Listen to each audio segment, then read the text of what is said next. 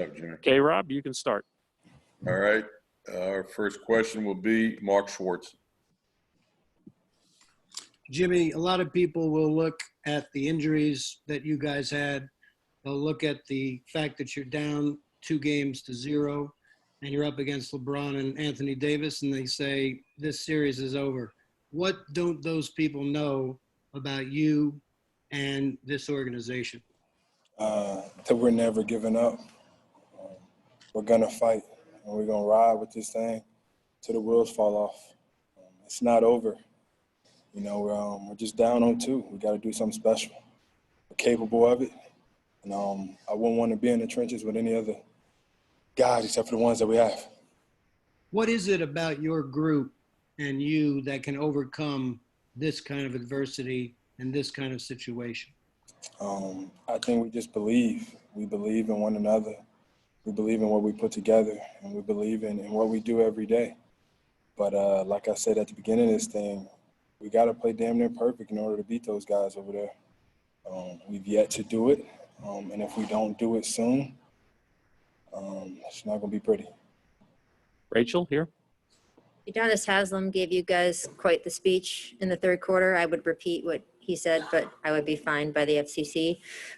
There was a pickup after that. What words can you repeat that he said, and what was the effect?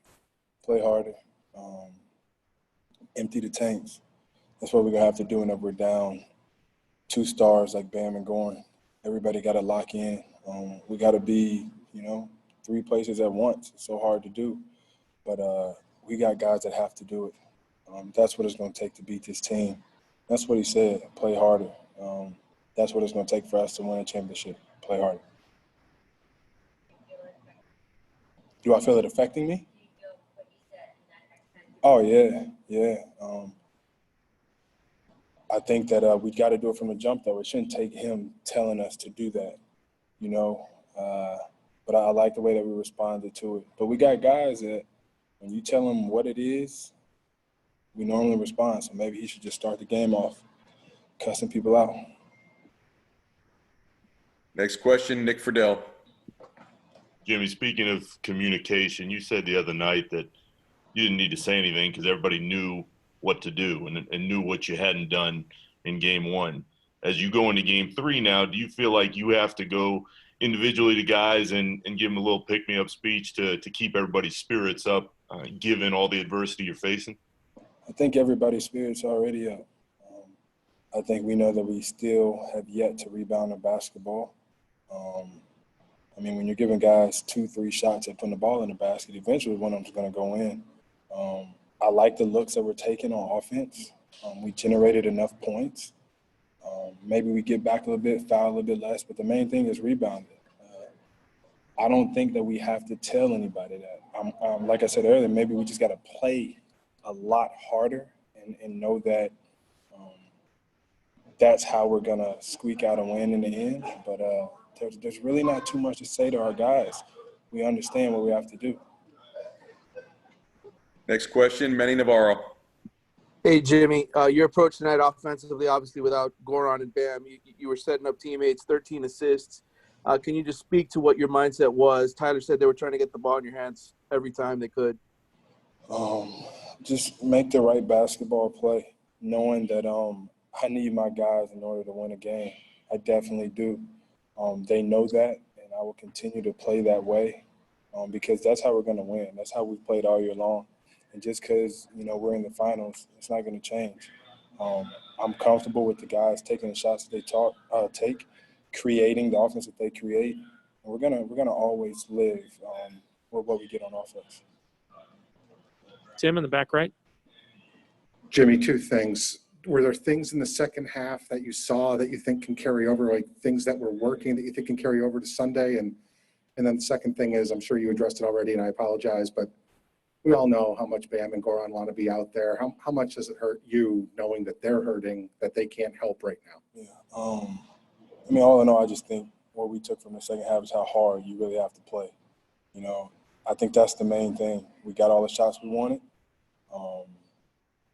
Got a rebound, but I think that just goes to playing hard, putting your nose on the ball, affecting the game in so many different ways. Yeah, we miss those guys. Obviously, what they do for us on both ends of the floor. But just as people, we feel for them. This is what they've played basketball their entire lives for. And for them not to be able to go out there and compete, I can only understand. Malika? Jimmy, to kind of build on that, Eric Spoelstra said that both those guys really lobbied him hard to play today. What did you see from that lobbying? Was it in the locker room? Was it in practice? Every second of before the game, they want to play. They do. But Coach understands that you got to take care of your guys. You don't want it to get too bad. But, yeah, we need those guys. We want those guys out there with us. But it's bigger than basketball, man. We want them to have a long career. And whenever they do get back in the series, we want them to be ready to go. Next question, Mateo Mayorga. Jimmy, tonight you guys gave up 56 points in the paint. From your perspective, what didn't the Heat do to limit the Lakers' effectiveness in the interior? We didn't rebound. They was getting all types of offensive rebounds in the paint. We didn't get back. Same thing as the first game. Eventually, we're going to have to fix it because that's how we're going to win. We got to secure the ball. We got to get back and stop them from dunking and getting layups and free throws. If we do that, I think we might be all right. Last thing, Jimmy, you played 45 minutes tonight. If Coach asked, could you go all 48 next game? I think so, yeah. Whatever it takes to win.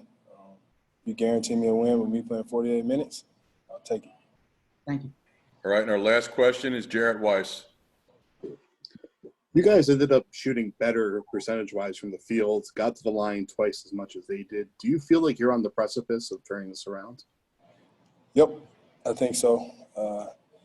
I think that if we get more shots up and them get a little bit less offensive rebounding the ball so well, I think we're in a better position. But like I said, I like what we've been doing. It's just that we got to play harder. We got to rebound in basketball. We got to get back.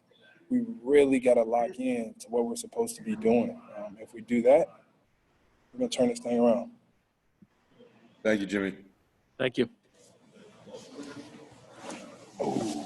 That concludes tonight's session.